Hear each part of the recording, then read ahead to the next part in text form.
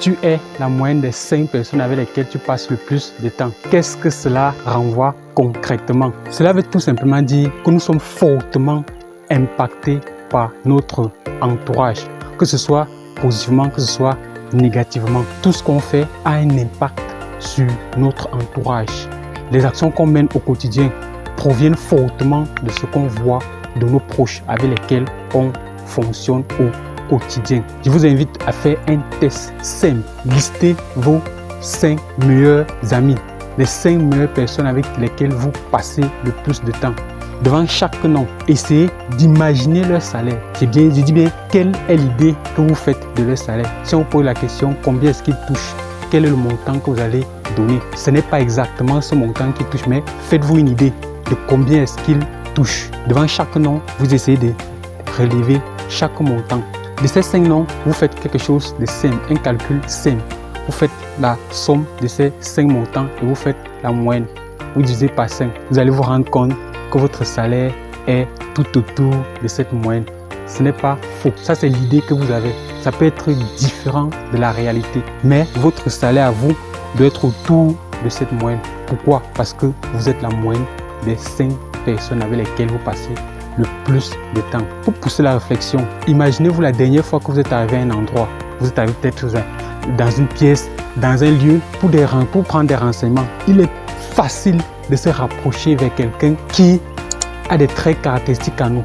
Ça peut être quoi? Ça peut être le même sexe, ça peut être le même accoutrement, quelqu'un qui s'habille avec votre style. Vous serez plus enclin à aller vers lui pour vous demander un renseignement. Ce n'est pas anodin. C'est parce que en psychologie sociale, l'homme a tendance à se rapprocher autour de ceux qui ont les mêmes traits caractéristiques que lui.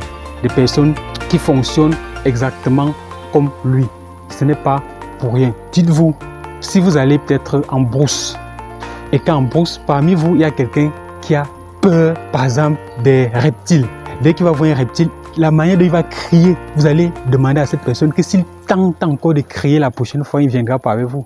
Pourquoi vous le dites? Parce que si dans votre groupe, il y a quelqu'un qui a cette phobie des reptiles, à force de marcher avec lui, il risque de vous contaminer.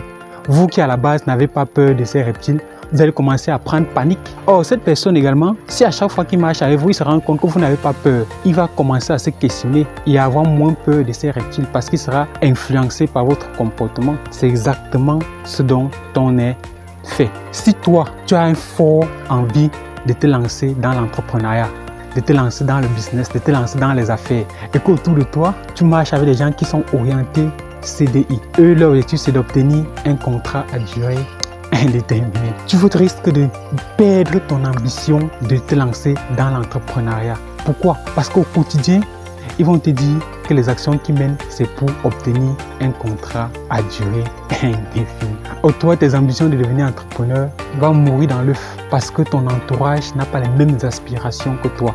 Ils ont d'autres objectifs qui est différent de ce que tu veux. Bon, si tu veux te lancer dans l'aventure entrepreneuriale, essaye de te rapprocher des gens qui sont déjà dans ce game ou qui aspirent eux aussi à se lancer dans cette aventure.